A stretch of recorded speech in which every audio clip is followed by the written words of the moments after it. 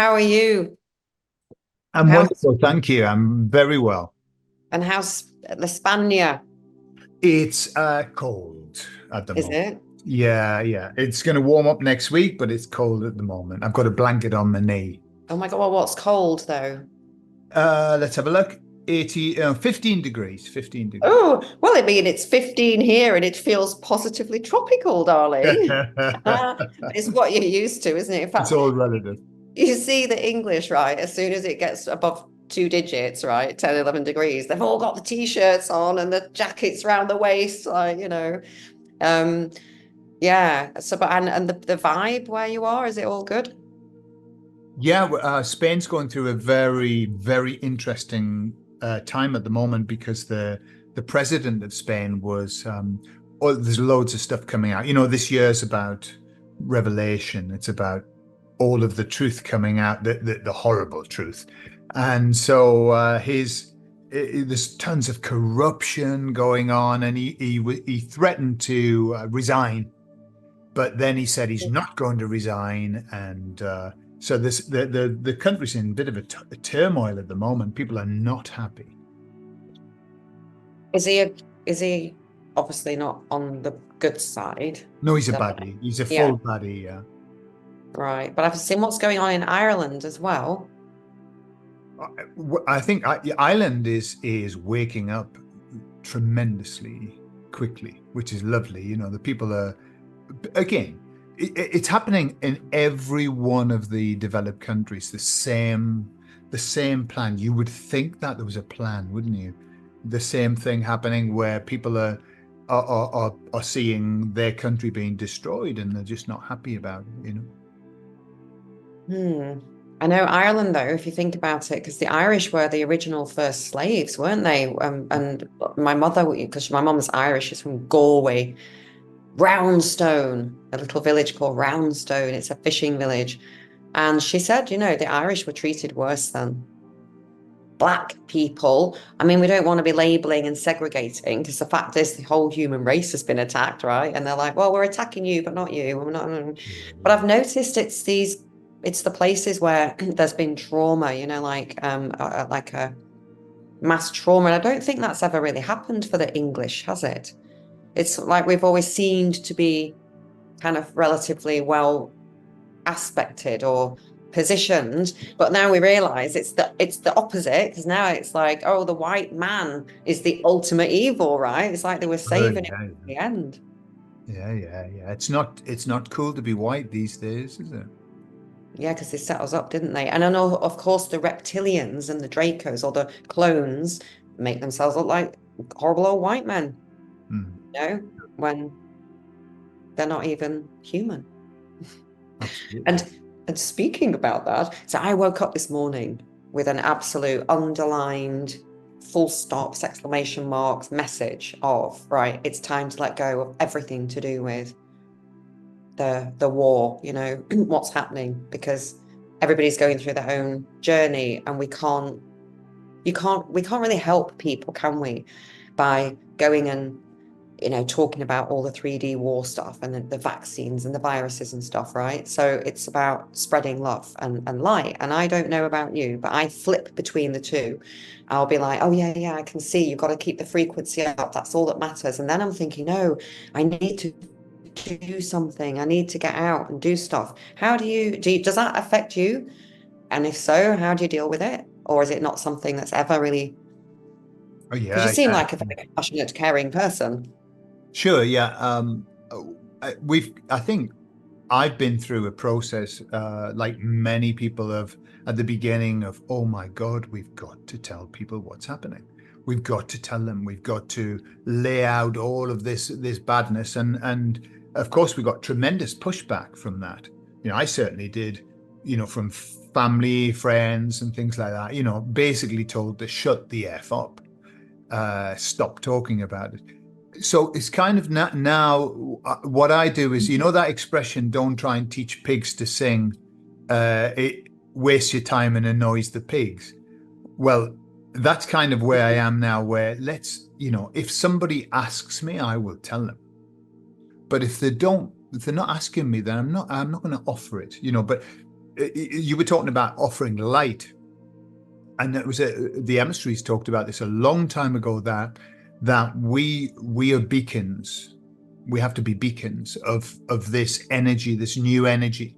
And just by being here and keeping yourself in a good place, then we're affecting people around us, with our vibration. So it's kind of like, sometimes you think, I'm not doing enough, I'm not saying enough, but actually just being here and being in that place is the job that we're doing. We are here to witness rather than to sort of be action heroes, Yeah. No, and the thing is, like, when we have these conversations with people, and we say these things and we know it, or we even say it to ourselves, we know it's true. And yet that little thing comes in, and it's like, obviously it must be some sort of programming that's feeding on the kind of survivor's guilt, Stockholm syndrome type of energy. And that's really hard to let go of, I think. Sure. I mean, I know we just said it. I don't know. It just feels selfish, doesn't it, to just focus on yourself? And yet at the same time, you know that obviously, well, if you clean yourself out and you're holding more light and you're able to kind of shine more light, obviously you're helping people, but is it that people want to be acknowledged for what they're doing? Because this work is very quiet work, isn't it? It's behind the scenes, and it's the kind of work that, you're never really going to be rewarded for in the 3D sense of it. But that's what, it doesn't matter, is it? Because we're here to save a planet, right? We're here to possibly help save the cosmos, right? Sure. Yeah. Yeah. It is a difficult place because you do want people to hear, you want people to know, you want people to wake up. But what I'm learning is that the waking up process is a very personal one, and it isn't something that we should interfere with, really. We do our thing, give our message, speak our truth, and that's as much as we can do. Beyond that, that's for everybody else. Everyone, the emissaries were talking about this, about how we write into, it's a video that's coming out soon that I've done, that we write into our plan the nudges that we want to wake us up. We write it in, and our nudges, so we can go around nudging people all the time, but really it just annoys them. It annoys them because it's not their moment.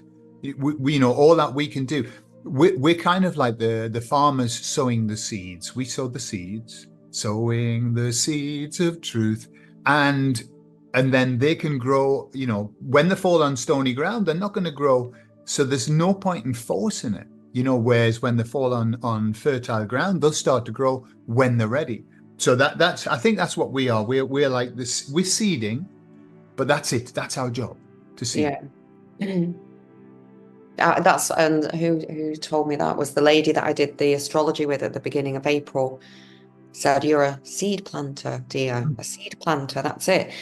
And I'm like, well, I don't know. It's just because it's about faith as well, isn't it? It's about having faith, because we don't have actual tangible evidence, right? I mean, I know there's a lot of people talk about, oh yeah, Valiant Thor. And I mean, you refer to that your higher self guides as the emissaries, right? Which is a little bit more of it's not so specific, is it? You're not kind of pinning it down to, oh yeah, well, I'm talking to this commander in the Pleiades, and I sometimes do wonder, But anyway, how?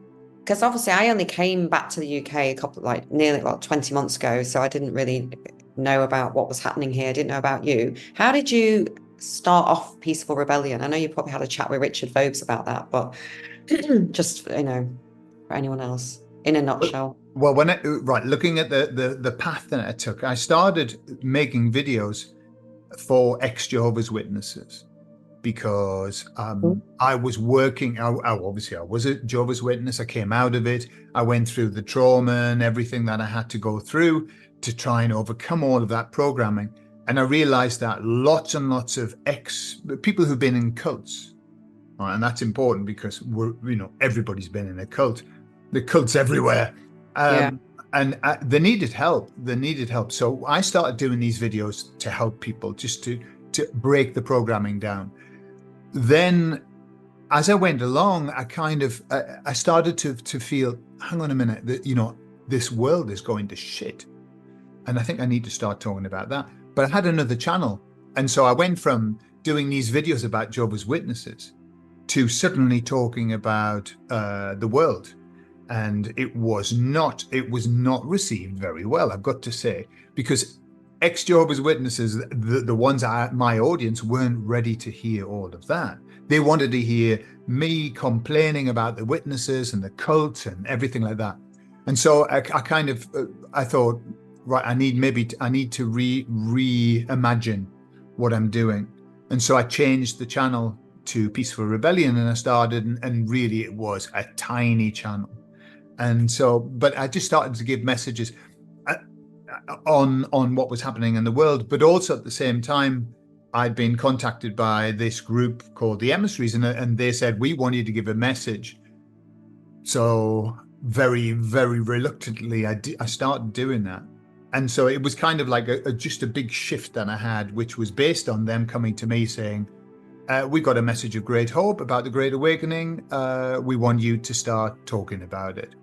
And so that's how Peaceful Rebellion came up. And the idea of Peaceful Rebellion is that, yes, we need to rebel, but we mustn't push against it. You know, if we push against it, we're going to give it strength. And so that's kind of where it came about. Wow. Oh my God, I didn't know all that about the JW. Wow. Yeah. I mean, I'd be tempted to ask you more, but I guess I could just go and watch the videos. Well, 20 years, I was brought up as a Jehovah's Witness for 20 years, had the most horrific programming installed in me. And it took me another 20 years, a further 20 years to get rid of that programming. Wow, my God.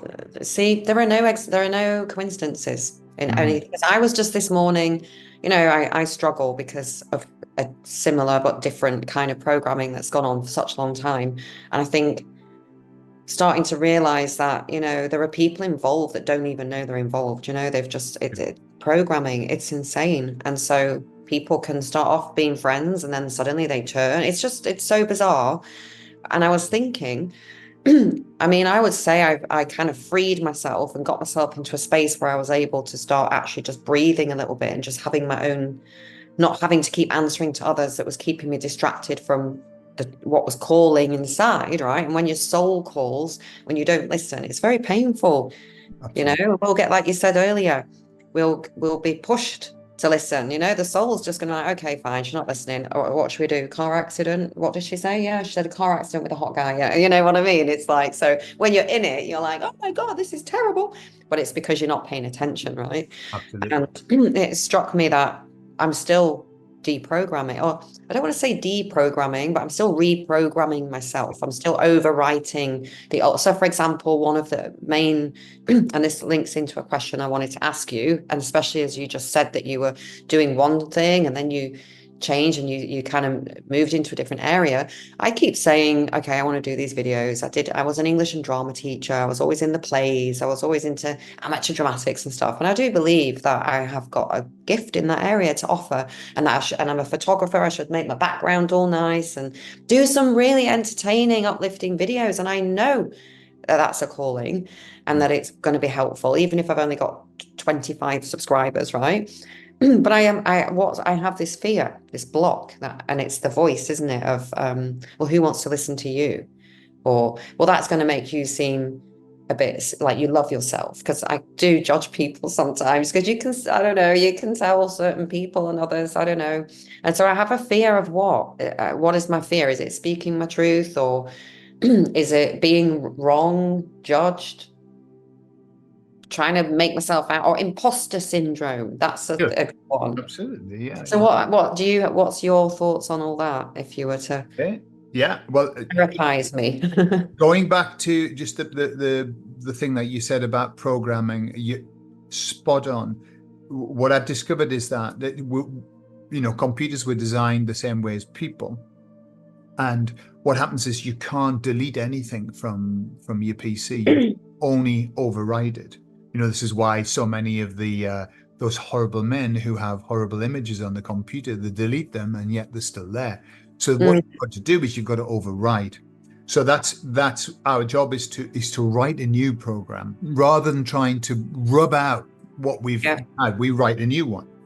As for the as for the fear, the imposter syndrome, etc., at the beginning when the emissary said, we want you to talk about this message, and I said, but I don't have a big audience. The audience that I had about 3,000. I still have 3,000 subscribers on my other channel.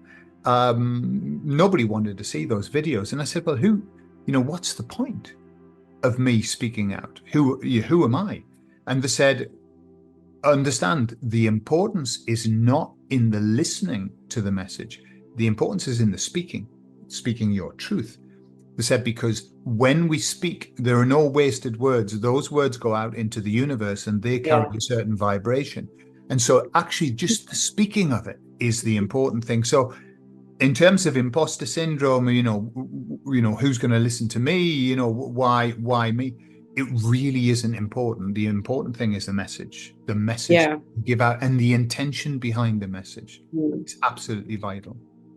Yeah, I mean, that makes sense, because I know that I have my moments, right, with the weather and stuff. Although the past 2 days, I do think I've been doing a little bit of weather magic, because I just was like, no, you're not gonna get cloudy. It was sunny. I was like, no. And it literally was like the clouds were just going around and the chemtrails kept coming, but they just weren't doing anything, But I don't know what's going on, but it doesn't matter because it's out there, right? Oh, I just lost myself. The weather just took me. And I've written notes. Hold on, you were just saying, we're talking about speaking your truth, and it's the power of the words. Yes, and so I do talk a lot about vision of the future, right? So I talk about the TR3B anti-gravitational craft that are going to get us to America in 10 minutes, and the underground maglev train where you arrive before you leave, and that's why you need your consciousness to be ready, and it's going to be a bit of a woo.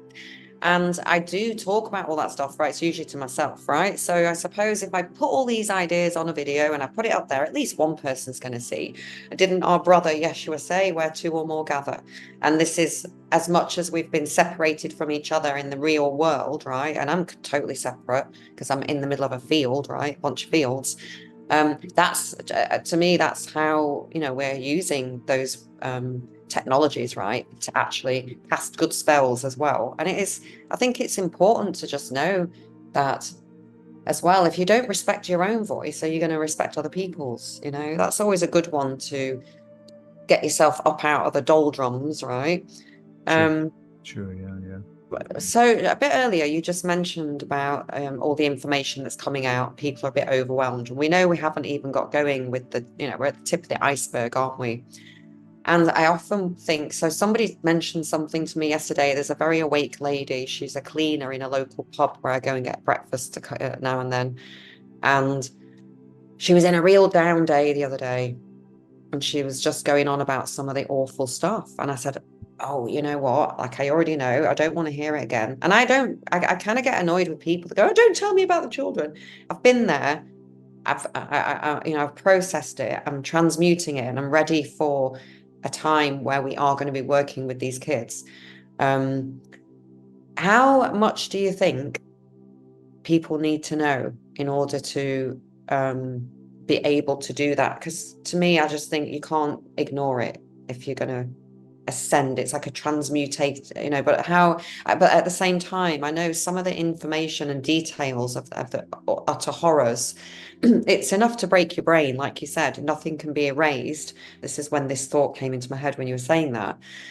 It seems a bit dangerous that some people might get, because it gets in your mind and it gets stuck in there, doesn't it? These horrific things. So do you think when we're told the choice to know it will be yours means go as far down the rabbit hole as you can? Or do you think some people were put here or sent here are able to kind of transmute that kind of energy, and others are here for different reasons? If I look at the journey, and I'll tell you who I would use as an example is Richard Vobes. He started off doing videos about, hang on a minute, something's going wrong, but he didn't know what was going wrong. He just knew something was going wrong, and he would make these videos. And then, of course, all of his public started sending him links. Look at this, look at this, look at this. And I watched him go like that into like a down. like you saying, I'm seeing so much stuff and I can't, you know, and there's some stuff that I can't even begin to imagine. And then, like everybody, I think we go down rabbit. You've got to go down the rabbit holes. You've got to understand the depth of what this is about. But it's not a place that you live in. If you live in the rabbit holes, you are going to be as miserable as sin, Yeah. and people do not want to be around you because you're making people stressed. So what happens is you go down them, and then you come back out again, and then you know what that is, but you don't have to talk about it. It's annoying. Of like, yeah, I know what the worst is. I've seen it. I've seen the dark. But the next step is this focus on the light. So it's kind of like it's not, you're not turning your back on what's happening. You know fine well what's happening. And if somebody were to start talking about it, you know, you've done your work. I mean, I would say that we have done our degree and masters in the rabbit holes. You know, God knows how many hours and hours I've spent looking at things going, oh, I can remember watching certain things and crying my eyes out thinking, man, this is so bad. Yeah. But now I don't need to go there. And you know, once you've done it, but I think you have to do it. But Yeah. once you've done it, I'm not interested in going and seeing all that horrificness. Mm. I'm interested in the next stage, which is moving to the light. Where are we going to go? How are we going to put this right? And not so much how are we going to be part of the putting it right. It's not that we have the responsibility to put it right, but it's a focus. It's like where's your attention? Where your attention goes, energy flows. That's the bottom line. So we have to now put our energy, and I see this in the people who follow my channel. You know, we've been through the same journey, and now I hear all the people, you know, talking about this is where we're going, this is what we're going to be doing, this is the light, this is where you know, and that's a very beautiful process. So I think that's where we need to go. It's not that we're going to ignore it and say no, it doesn't exist. We know it exists, but not to focus on it. Yeah.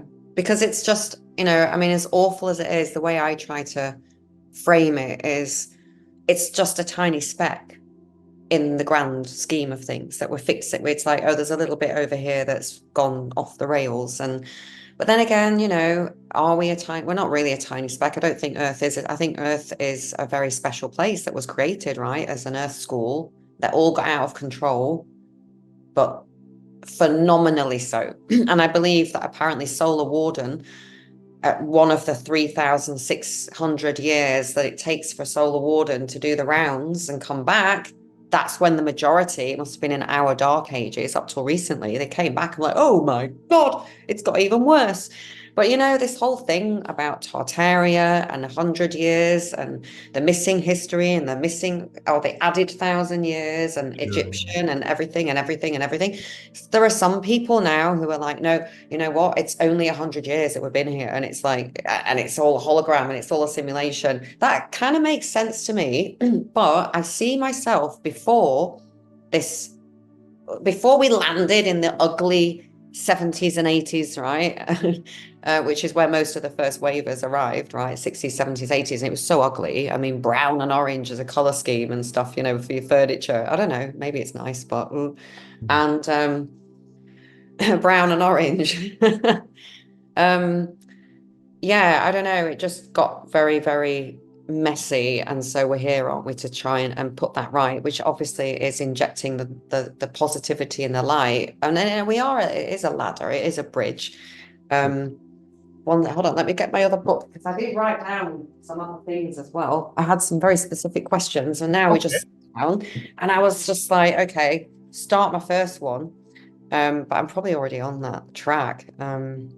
Right, okay. Because I wanted it to be a little bit more upbeat and a bit, because I think people, certainly with me, get a little bit lost because I go all over the place. You're sitting there going, like now. Right. Your top 3 tips for staying sane and keeping going. What do you do if it gets all a bit much? Your first 3 to go-to things. Top 3 things to say: stay sane. Cup of Make tea. sure make sure that you uh, find some like-minded people to be able to, and they don't need to be in your locality. You know, the world's a big place now with the internet. Make sure that you've got people who can, you know, a support network, because this journey can be a very lonely one, you know, and it's a comment that I hear a lot from people. I just feel very alone because I'm surrounded by people who don't believe, you know, who believe everything's okay. So I think get a network, you know, it doesn't matter who, but like-minded, because the truth movement, you know, and I'm putting those in quotes, there are all kinds of beliefs within that, you know, people believe all kinds of stuff. And I have, you know, my take is I have no idea what the truth is.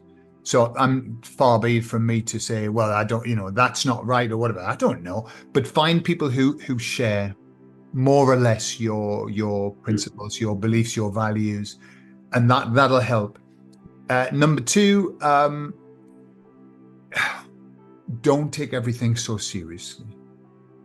I think we can, you know, and it's the rabbit hole thing. We can get a little bit too serious about this. Yeah.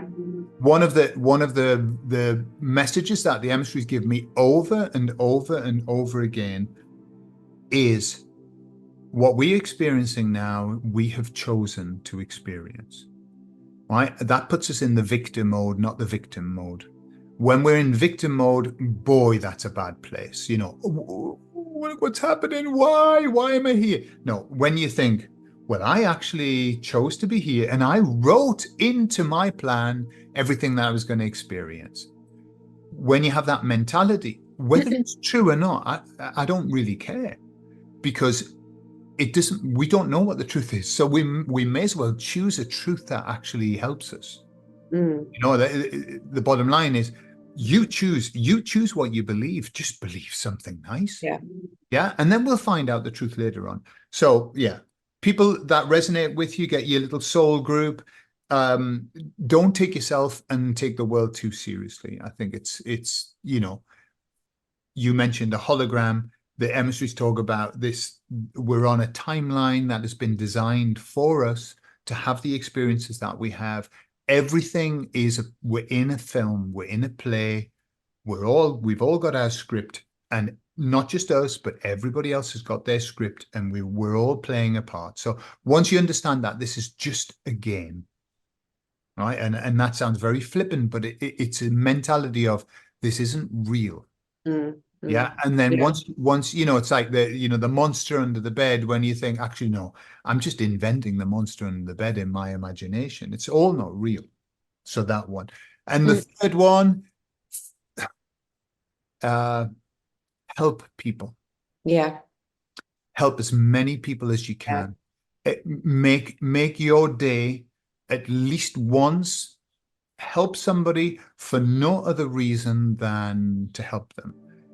And, you know, I think what happens is, and this is a cure for depression, if you are depressed, then go and do an act of kindness to somebody and you'll find that you can't be depressed. You cannot be Yeah. depressed when you're helping other people. And so that would be the top three, I would say.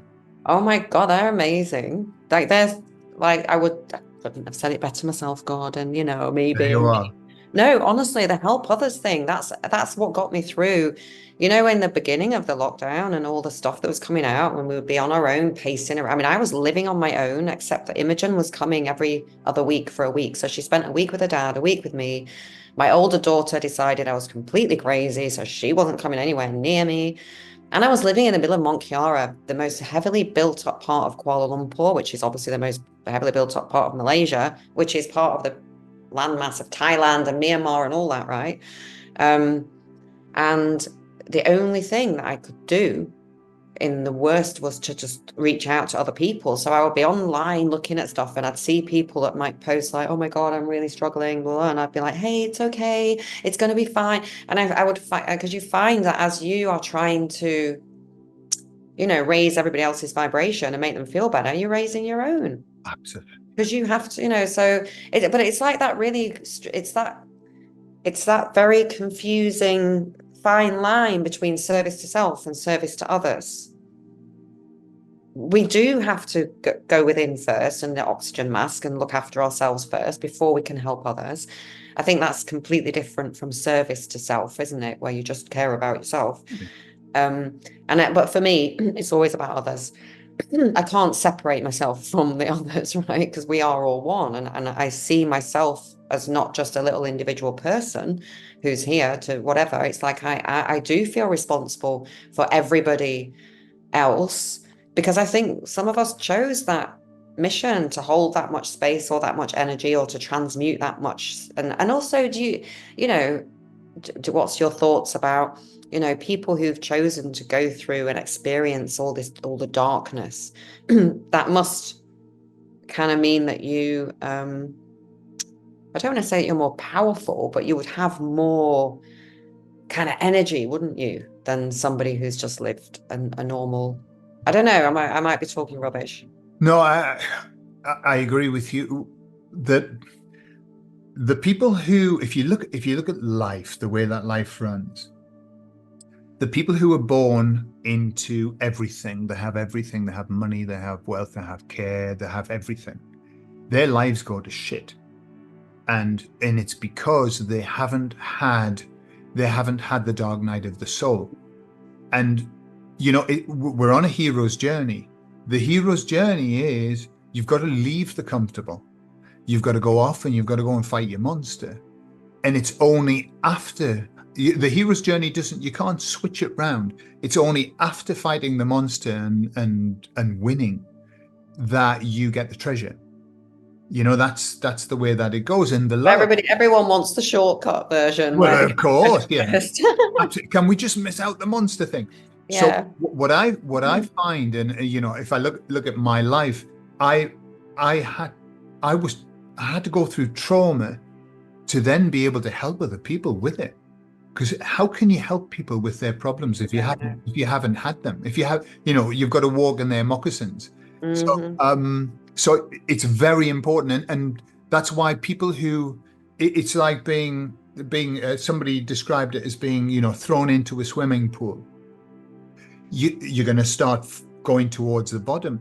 If you just try and tread water, and I don't want to go down, you're just stuck in the middle. What you've got to do is you've got to go to the bottom of the pool, because at the bottom of the pool, it's bad, but you can push off. You've got the bottom to push off on. Yeah. So that's why we should never reject the messages that we're given, because we've written them into our plan anyway. This dark night of the soul, we shouldn't reject it. We've got to embrace it, even though it's awful. Because once we've experienced it, that's when we push off. That's when we can be a better person. And that's when we can help other people as well. That's an amazing metaphor analogy with the pool. Sure. I like it because I've done a lot of, living in the tropics, so there was always a pool somewhere. And the last 5 or 6 years that I was in Malaysia, there was a pool where I lived. And I lived in a few different places, but I was obsessed. My thing was to float on the pool and just relax and just be completely still and just float, so there's only a tiny bit of tension in your body, in your core, and the rest of it can, people are like, oh my God, how are you doing that? Mm-hmm. I'm not. I'm not actually doing anything. I'm not doing nothing. That's the thing, But that idea about sinking to the bottom, it would be about taking a deep breath and just holding your breath and waiting until you've reached the bottom. And then you can, like you say, that's just such an amazing. And it is also like the trying to hold the ball down underneath, isn't it? Sure. Under the water. And the more you hold it, what you resist persists and all that. Absolutely. Right. Okay. Amazing. You come out with some absolute gold. You do. Thank you. You really do. I absolutely love your energy. I think you're such an amazing human being. And I'm very grateful that Dawn put me in touch with your group. Right. Evidence that we are ascending, please. Evidence you, like what evidence have you, what are you noticing? Because I know that we've all, as we are going through this process, we've gone through the dark, but there's also some really incredible things happening to us. And there are certain things happening to me that I can't really talk about to many people, because I find people either don't believe me, or I can feel a sense of it making them feel like that they're less than, or why am I having that? And it's a sort of an envy or a jealousy that comes from not wanting to be left behind. The reason I know that this feeling is because I've had it myself. And so I'm able to recognize it in others, right? I'm not judging. I feel these feelings. And so there are some cool stuff. I am going to start talking though, because I have to start sharing a diary of a crazy whatever. So evidence for you in your Okay. So what I see is, first of all, I see people are starting to look for faith. They want faith. We lived in a very faithless world, as designed. Faith was taken away from us and it was replaced by science, yeah, and evolution and all of that. And what I see just in my conversations, I'm only going to talk in sort of very general terms. In my conversations, I see people wanting faith again, faith in something beyond man. They've lost faith in man. And what's left? Well, where we're going to put our faith. We've got all this faith to give, where we're going to put it. So I hear in the conversations I have with people, I hear so many people talking about God, Jesus, faith, belief, not religion. I'm not seeing people, although yes, there's a lot of people that are starting to become very strong in the faith. I mean, just being religious today is right wing. It's right wing. So I hear that. I hear people doing that. I mean, just think about all the things that we listen to. How many people talk about downloads now? I had a download. That's never been talked about before. When I woke up 20 years ago, nobody was talking about downloads. There was some very specific people who were talking about downloading. But now it's like, God bless you. It's like everybody's going, well, I had a download the other day. Right. I know probably lots of people are kind of, once somebody talks about it, it opens that door of perception. And people say, well, yeah, I've got this information. It must be a download. But truly, that's what I'm saying. And this is what happened to me. I mean, why suddenly was I approached by some light beings? What was going on? Why didn't they come 20 years ago? Why didn't they come 40 years ago?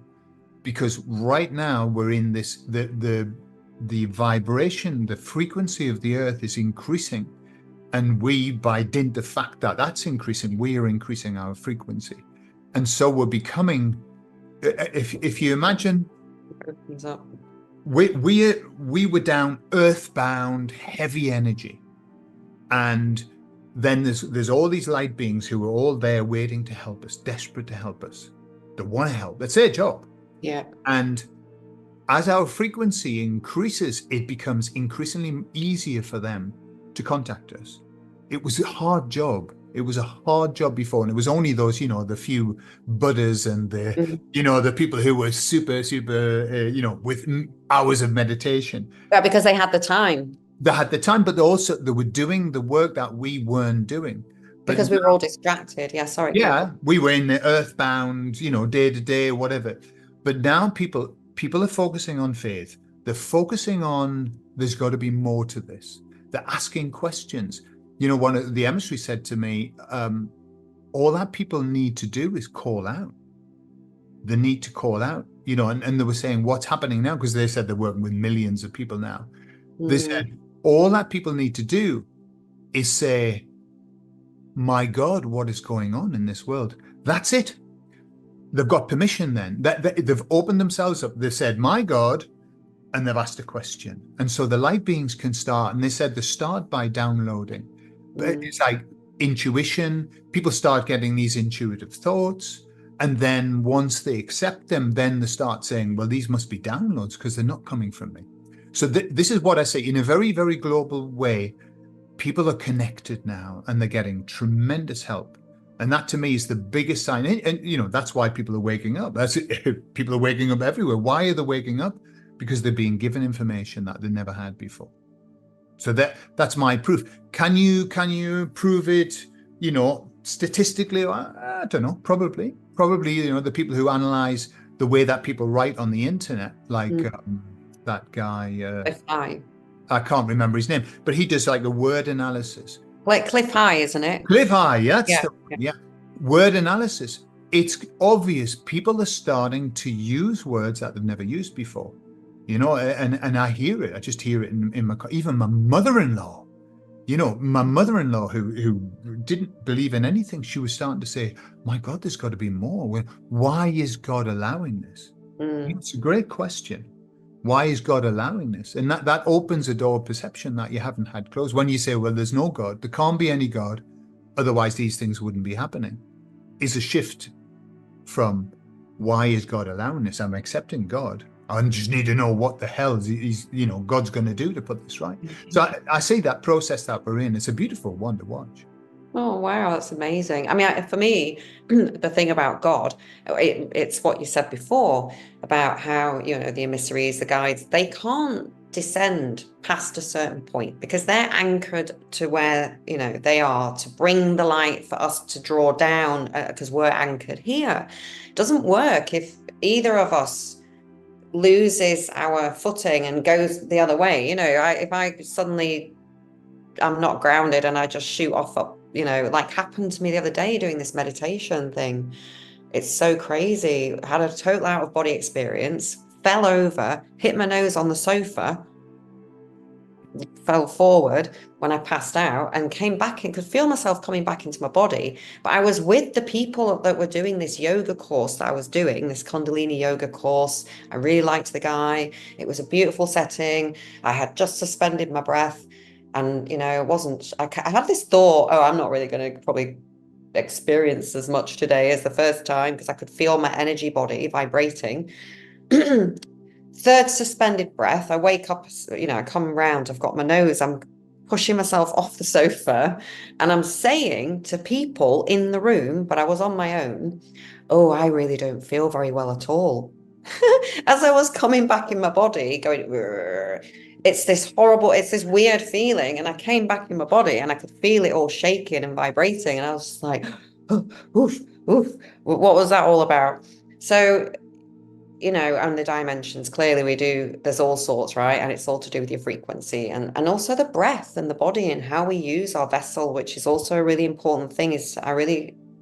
At the very beginning of the lockdown, when I came on Telegram, I was talking about, oh, we all need to do tapping and hemisync and that was what I was all about. Because I think I knew straight away, forget all the drama, forget the stories, forget the narratives. It's about you and your vessel and connecting with yourself and knowing how to operate the vessel, right? So we've always known what we were here for, like you said. Mm. I've kind of lost my track again. I'll just add something, Kerry, to what you were saying about the difference in frequencies and how it's narrowing. And it's like if you imagine, I don't know, a speeding car is going past. Those light beings are in a speeding car, and we've been wandering. We've been like dragging our heels, walking alongside. We've started to run now. And so they can slow the car down and we're running faster, and then they can reach out a hand.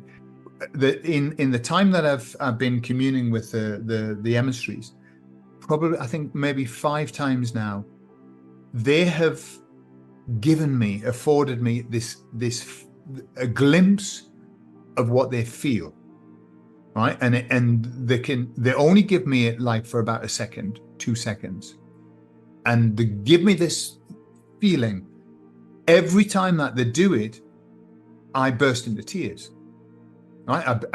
It's so overwhelming, the feeling. It's so overwhelming that I don't know what to do with it, and I can't contain it in my body. Yeah. And I say to them, because I always say, give me that again, will you? And they say, no, we give you it every now and again. And I said, why? And they said, just to give you a little bit of belief, just to help you believe, so you know that this is beyond you. Yeah. It's a feeling I've never had before.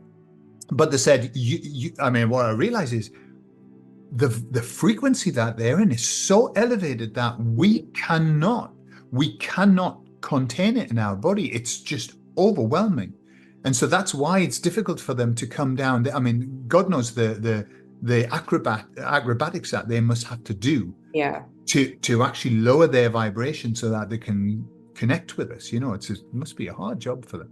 No, absolutely. And then sometimes they'll connect, and then like I'll notice I connect. I definitely get that feeling, and it's every time I lie down.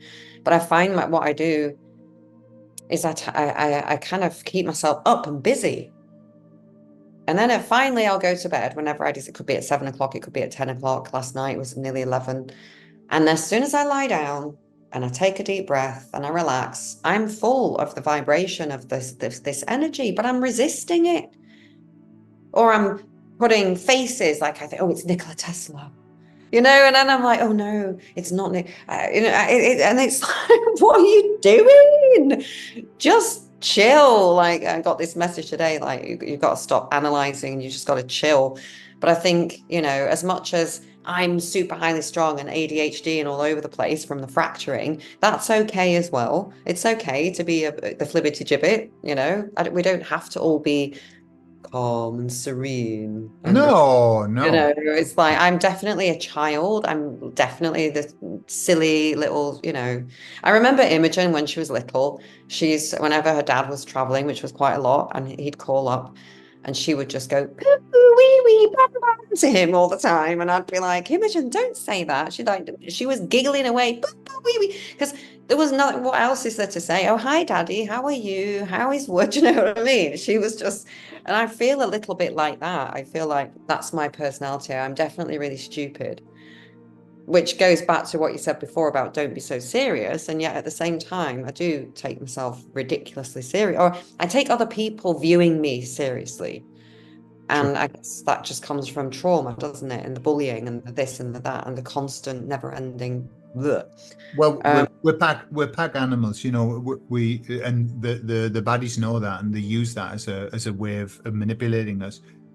What people think about us and our status within our group is important. That's why they can get groups of people to do the most ridiculous things just because yeah. you don't want to appear to be different or whatever. Just it's something you said, and I wanted to add to it about wanting to make sense of what it is that we're given sometimes, and it's a message that I've had from the emissaries, but also a very strong message that I have during ayahuasca, because when I'm in the ayahuasca experience, the message I keep getting is stop trying to make sense of this. Stop trying to just let it flow over you. Stop trying to make sense of it, because that's it's our mind, isn't it? We want it. We look at the world and we say, well, I must try and make sense of what's going on.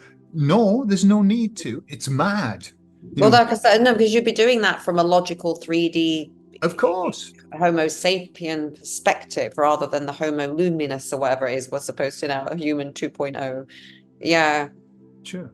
It's so hard though, isn't it? Because we're just wanting to kind of, actually it's not that hard. It's not hard. But what I do notice though is that I'll get into that space and then crazy random images will come into my head. Like it could be a guy on a motorbike talking to a woman with a bag of apples about the zebra crossing not having been finished. Yeah. And I'm there like listening to this and I'm like, and it happens random stuff. And I realized I'm literally randomly remote viewing because I haven't set an intention, and I have to say I'm a little bit glib about it all. I'm not someone that does loads of rituals, although I did do a load of that in Asia. I think I mentioned it with the whole shaman thing, right? I try to be not attached to anything, and I'm a bit all over the place with time and stuff. And I'm kind of like, well, is that okay? Or do I need to be more disciplined and have more structure? But then I'm like, well, no, because that's free. Do you know what I mean? And it's just like, but I guess we're the pioneers and we're at the frontier land. And on that note, and then it might be time for you to go. I don't know. It's 11:17. But this thing about, and it's about us being authentic and coming back to ourselves and remembering and recognizing that we're all meant to be at different places, because we said this before, you can't all occupy the same time, space, location. And also we're using each other to gauge where we're at, right? So if I see like a flaw, what I perceive to be a flaw in you, it's not to be judged, it's to be acknowledged within myself, because when it's gone in me, it's gone in you. Now, so if we're able to release ourselves from self-judgment and judgment of others and recognize that we are now exiting this old crumbling reality, which it is, absolutely, and to not be afraid, we're now having to reinvent ourselves, aren't we? And I've just finished I didn't binge watch it because I was like, oh, this is so amazing. But Westworld, I had to watch all of it because there's quite Yeah. a lot of crazy truth in there. And there's quite a few things, but one of the things at the end is one of the characters comes to the realization in this what new world that she's in, that she's the god of that world, and she's been creating everybody's story. And these people start coming up and saying to her, please, please, you have to rewrite the story because I don't want to die. And blah, blah. And she's like, what are you talking about? It's not my fault. And then she finds out she's the god. And I thought, wow, that's so crazy, because as the creator god, it's like you're responsible for all these people and how they behave and what they're doing and how they feel, and it's all about you. And it's like you're not a victim, things are not happening to you anymore. And I think it's quite scary and quite a huge thing, isn't it, to step up into that kind of status of being at least self-responsible for what happens in your life. Like you said, we've made all the contracts, we've asked for things to come and, nudge us if we need it. So, going forward, I think it is about reinventing the self. Have you got any tips again, or any Yeah. thoughts? Yeah. So the way I see it is that we've written our plan, but we don't know what it is. We've written the plan, but we have no idea. And so we can kind of try and second guess it. And I think it's like, if we go through life forcing it, we force it because this is I would have written into my plan, I think I should be doing this, and we force it. Quite often when we force stuff, it doesn't, we're not in flow, and it doesn't always go very well. And so what I've discovered is the secret to happiness, which is surrendering yourself. Surrendering yourself. When I look back at my life, I know now that I didn't have any control over what was going on. I was being guided through life. I was being shown, I was being pulled through life, and I still am. But at the time, I thought I had to be very responsible. And so every mistake that I made was where I pushed against the flow. When I pushed out of the river, I stepped out of the river and I thought, no, I've got to go this way because this is the right thing to do. Right. So now what I do, and I do this as often as I can, is I surrender myself to the plan, to God, right? And it's because I'm a Virgo, I'm a control freak, Okay. right? So I need to control everything, and that's how I made all the mistakes. But since I've given up the responsibility, and it isn't like that doesn't mean I'm not responsible for anything I do. I'm giving up the responsibility for the direction in which my life goes. And so my words are, I surrender myself to you and to your plan. Show me, guide me, push me, tell me what it is I have to do. And then I'm silent. Then I go into my space of, and then suddenly things come. I meet up with people, I have conversations with people, stuff happens, somebody asks me to do something. And I think that's how we have to deal with this. What do I do?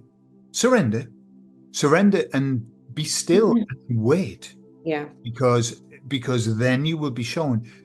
And also the other thing is, we've got this here, which is not good. And then we've got this here, which is great. So we've got to stop overthinking things, and we've got to start feeling, because the feelings, whenever I think about when I went against my feelings, everything went to shit. Mm. When I went against my intuition, everything went to shit. when I was doing too much thinking up here. This is a good thing to do. This will be good. This will be good. So we've got to start trusting our intuition, trusting that we're being guided, trust that we have a plan that's already written.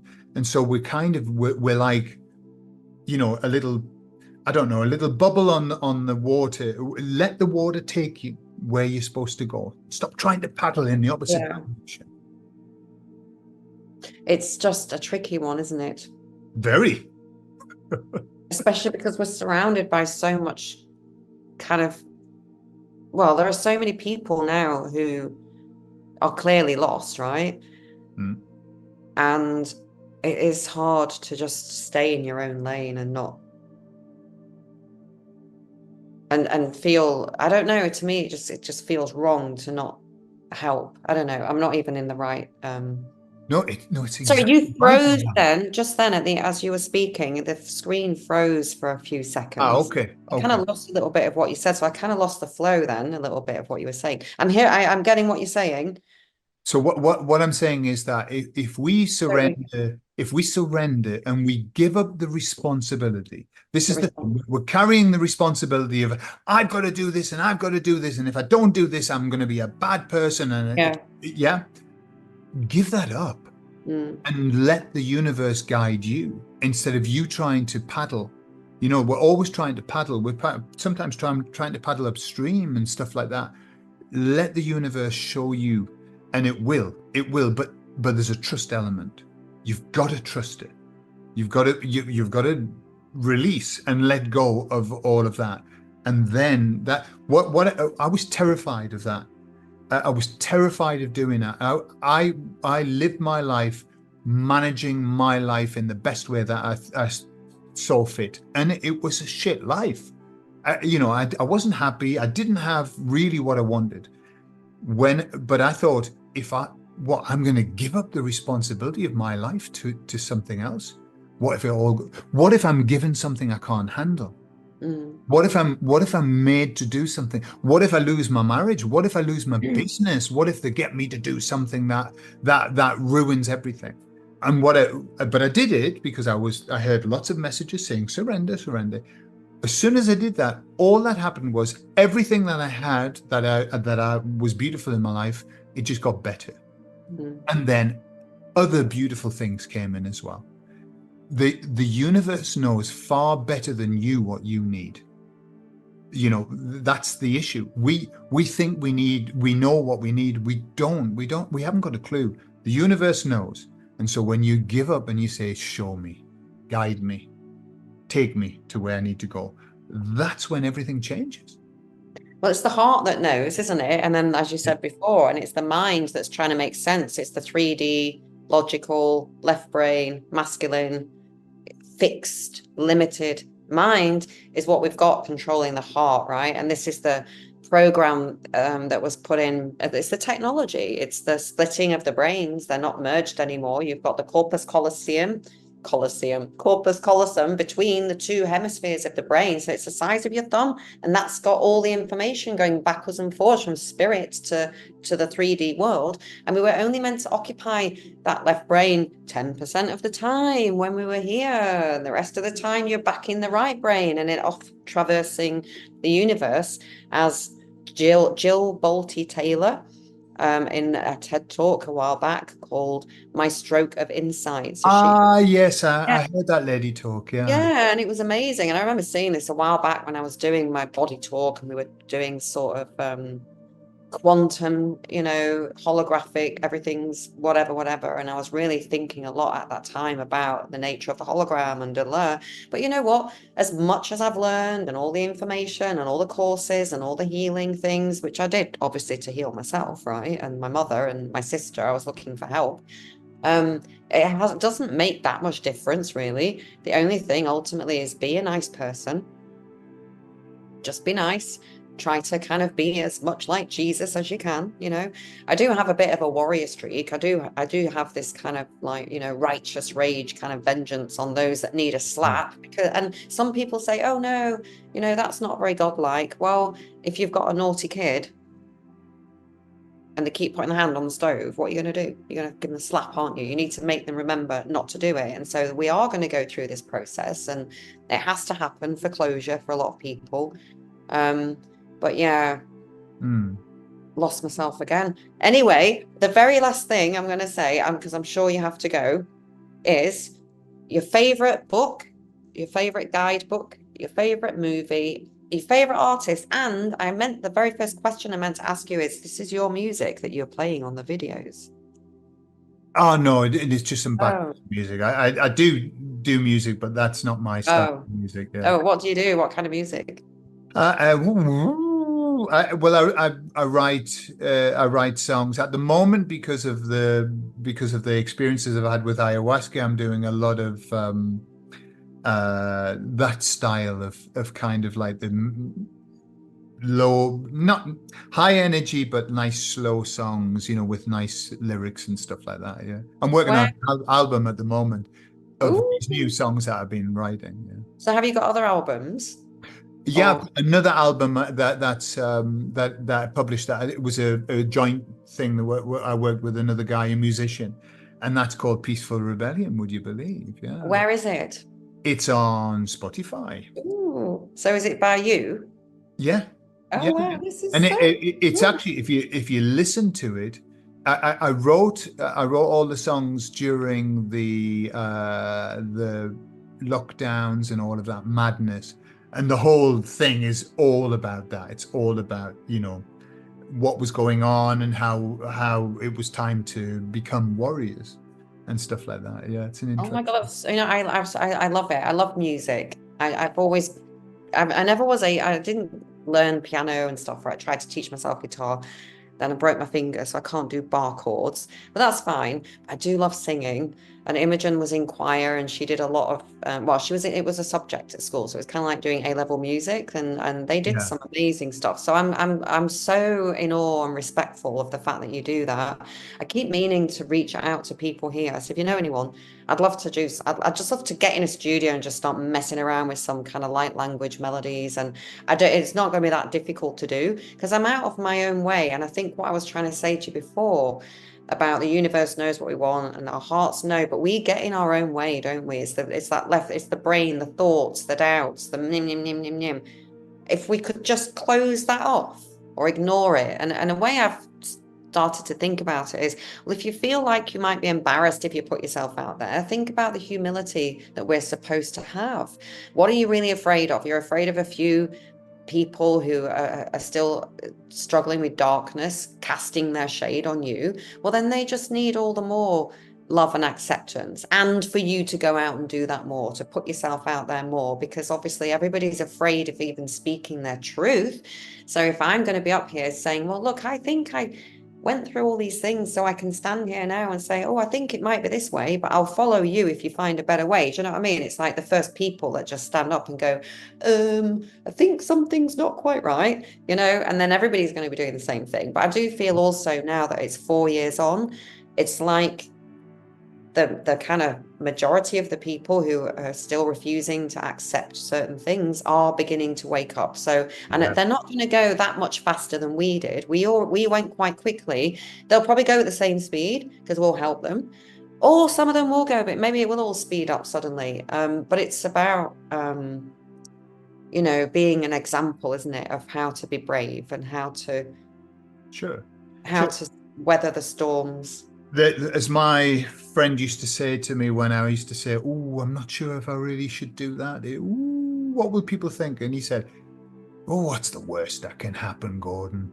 What's the worst that can happen?" And he used to say, "Let me ask you a question.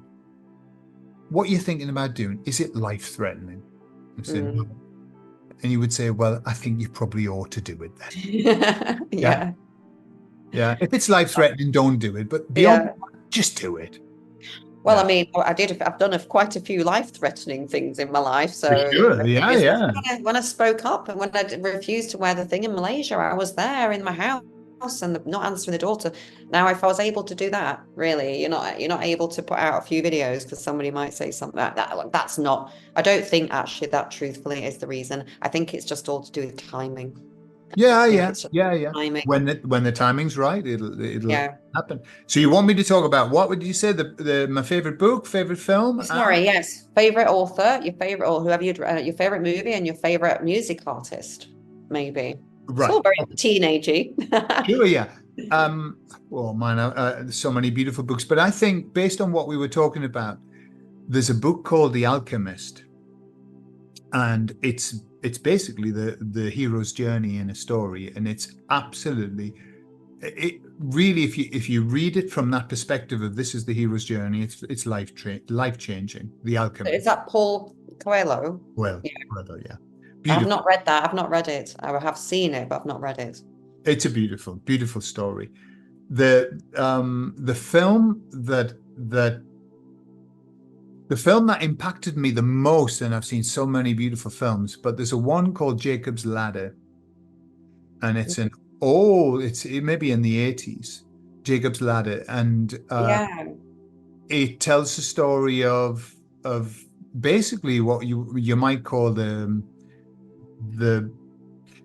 in between lives. It's a great story, and it's a very simple story, but the ending was what impacted me, where finally he kind of came through all of this nightmare that he was in and realized where he was going to. It's beautiful, beautiful, definitely worth a watch. Weird film, by the way, weird, but Yeah, and I remember it being a bit, is it kind of black and white in parts and a bit kind of, no, it's just a bit horrific in part. But oh, right. it's Okay. part of this.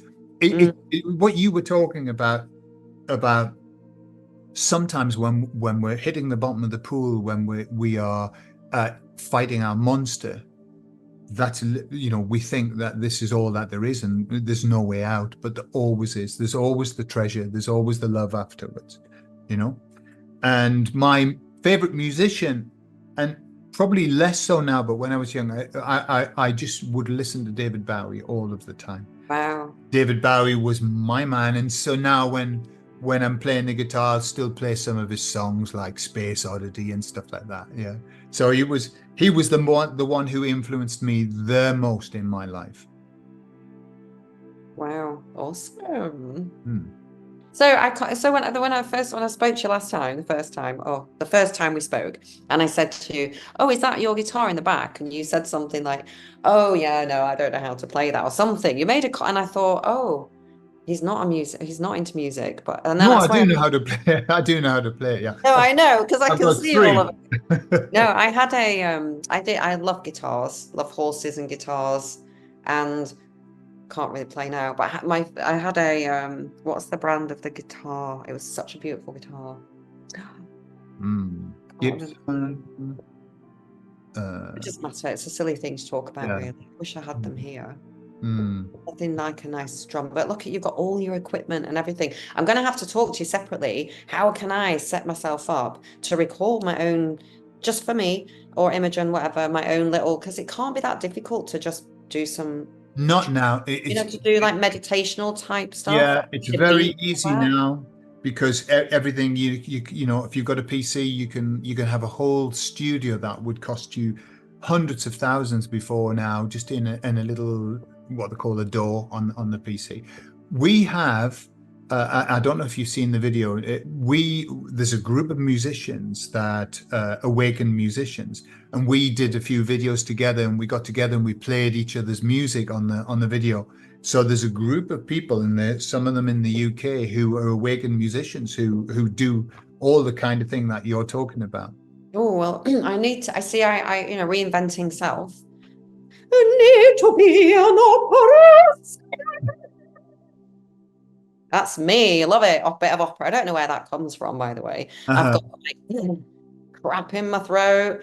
And if I try and sing in my voice, like, hello, is it me? It's not the same. I don't know who that is, If you but go to opera, you can, yeah. yeah, I need to, but I'd love to do some really nice etheric, my own light language stuff, but I'm totally rubbish with technology and everything. And also I've only got a laptop, so I don't think I'd really be able to do much with a No, laptop. loads of people use laptops as well. Yeah, All yeah, right. Yeah, absolutely. because it's not like we've got all sorts of crazy stuff going on. You just need a nice bit of a melody in the background, and then to record, do a bass thing and then record melodies that go with it. I just think it's, Sure. It's a lot easier now than it used to be. yeah, like Meylan. I love what Meylan and what's his name? Ali Perez, the guy. Oh my God, I just love it. I'm like, I could do that. Like I'm always singing along, and I just think, and it's the voice, isn't it? This is our instrument, and people don't sing anymore. It's, people used to sing, dance along in the kitchens, and like my next door neighbors, they come home from work at about 6 or 7. I don't hear sound from them. It's Sure. like they're all either on it's just bizarre because it's not like the strongest, you know. Anyway, whatever. I was going to tell you something awful that happened the other day, but it's none of my business and it's their life, and Sure. they're dealing with demons and stuff, and I send them lots of love. Anyway, thank you so much for being here. It was really interesting to hear you because I haven't really spoken to you properly because we're always so busy, aren't we? Yeah, exactly. Yeah, it's But been my pleasure. It's been lovely to have a chat. it would be awesome to just like, pop over to Madrid. Do you reckon you can do a day flight to Spain, can't you? And normally the travel time, you've got to count on about 12 hours between getting to the airport and the flight and then the other end. Yeah. Okay, well, maybe an overnight. We can have some vino, or maybe actually I've decided on water now is my drink. Right. Lots of love. I hope you have a fabulous rest of your day and an Thank you, amazing Kerry. weekend. And yeah, I really appreciate you being here, who you are. Also, would love to hear more about, your journey with your Jehovah's Witnessing and getting out. Although I don't know if that's something that is it something you still are using as an example of, I or is refer to it because it was a fundamental part of my life. right? I'm happy to talk about that. Okay, well, I was really be interested to hear about that again. So thank All you. right, Kerry. Right, Okay, well, take care.